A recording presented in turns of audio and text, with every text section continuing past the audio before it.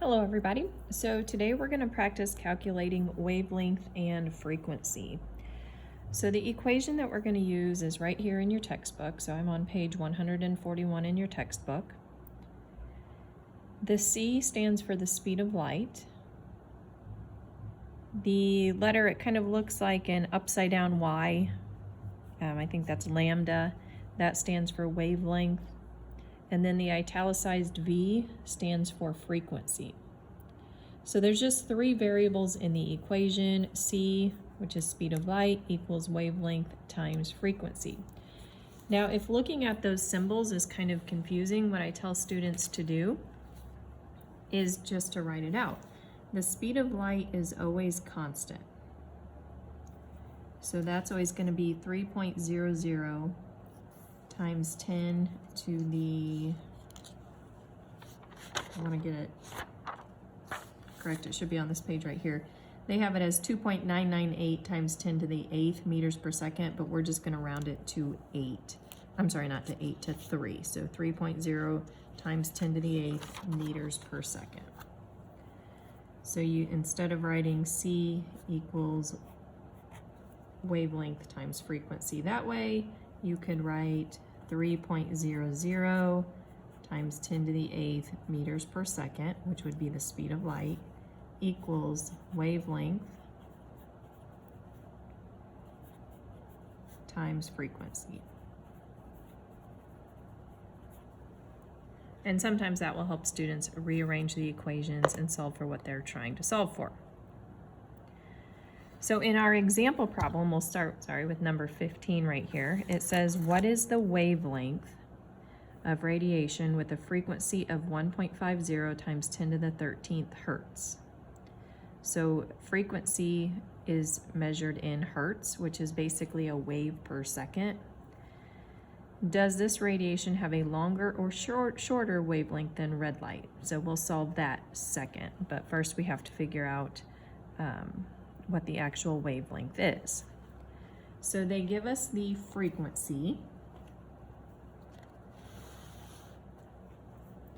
and speed of light is always constant, so this is number 15. So 3.00 times 10 to the 8th meters per second equals my wavelength,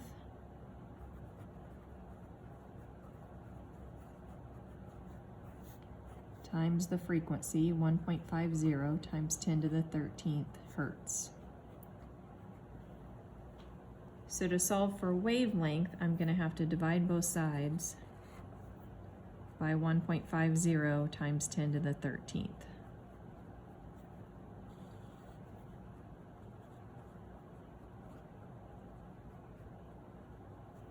So this cancels out on the right side, and we're left with wavelength, which is what we want. Now, when you put this in your calculator, you need to make sure you're putting it in your calculator the correct way. So I'm going to type in 3.00, which you can leave the 0.00 off if you want. 3 is 3, right? And then I'm going to use the EE button. There's a tiny button if you have a Texas Instrument calculator with it says EE, and that means times 10. So by pressing that EE button, I've done all of this right here, that times 10.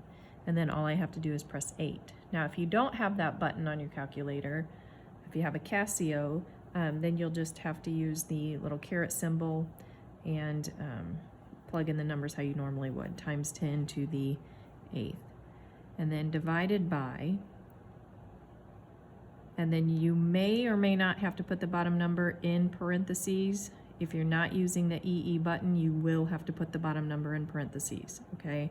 I don't technically have to, but I will just so that I'm showing you the right way in case you're not using the EE button.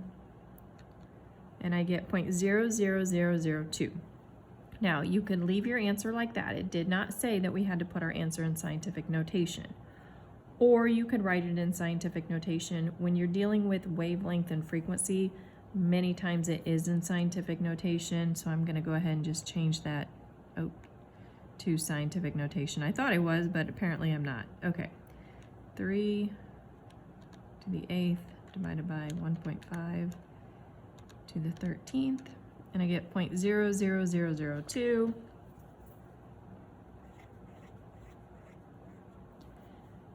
hertz is really 1/2. So we'll get to how these symbols cross out in a second or cancel out in a second, but this would be in meters because it's a wavelength.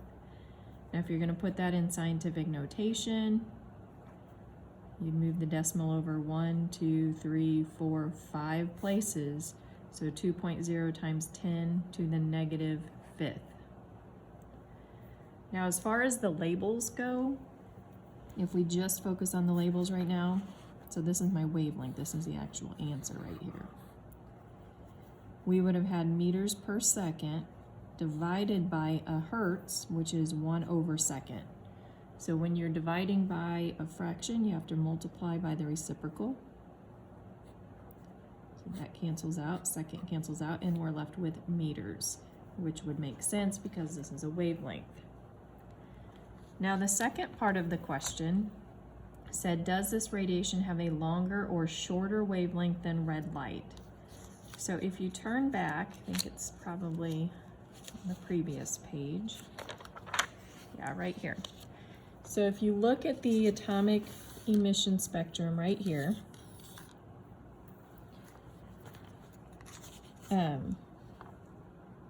we want to know if it has a longer or shorter wavelength than red light. So red light would be over here, which would have a wavelength of, I don't know, it's kind of hard to tell, maybe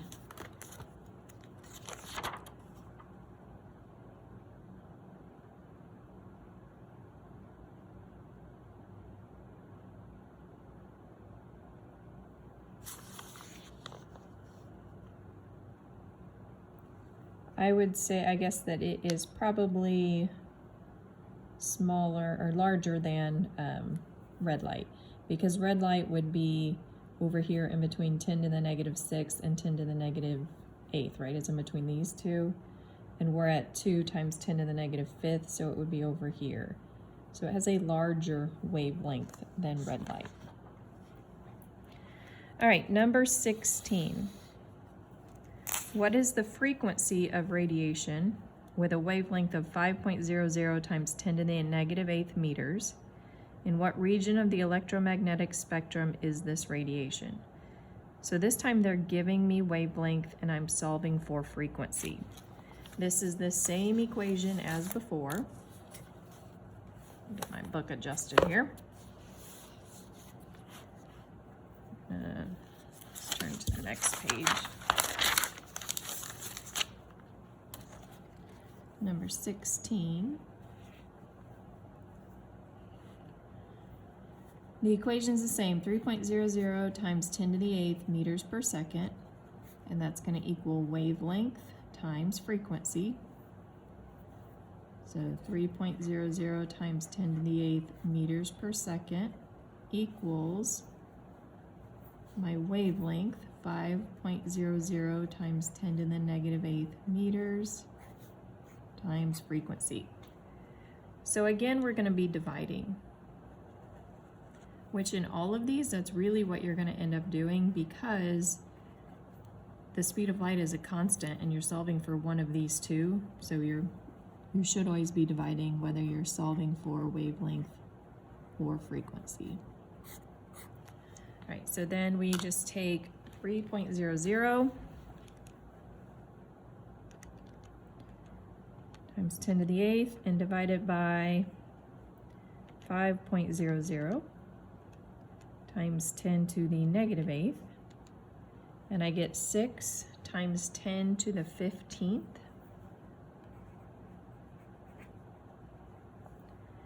And meter would have canceled out. We're basically left with 1/2, which just means waves per second. Sometimes you'll see it written this way or this way.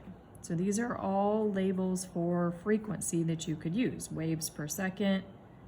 This essentially means waves per second. This means the same thing, only you would say it as hertz. Hertz is more common, but they all will work. And then in what region of the electromagnetic spectrum is this radiation? So we look back to this page right here. And this has a frequency. Wavelength is on the bottom of the spectrum, right? And then frequency is at the top. So you could use wavelength or frequency to figure this out, and you should get the same answer. But if we focus on frequency, it's 6 times 10 to the 15th. Just really look at the exponents. So if it's times 10 to the 15th, it's got to be in this region here. It's probably ultraviolet. That would be the type of radiation. Okay, I think that's all that, well, that is not all. We have one more thing. This is energy. So once you can change back and forth between frequency and wavelength, the next equation that we can use is energy equals h, which is Planck's constant, times frequency. So if we look at number 17, it says calculate the energy of a quantum of radiation, or quantum of radiant energy with a frequency of 5 times 10 to the 11th.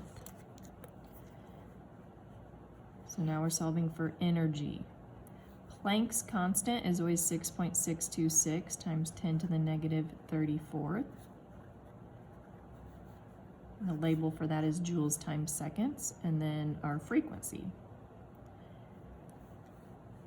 So if we were calculating energy and they give us the frequency, we just basically have to multiply that by Planck's constant.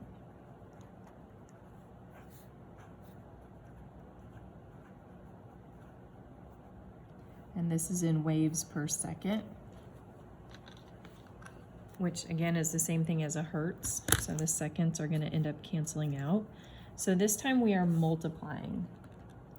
6.626 times 10 to the negative 34th times 5 times 10 to the 11th.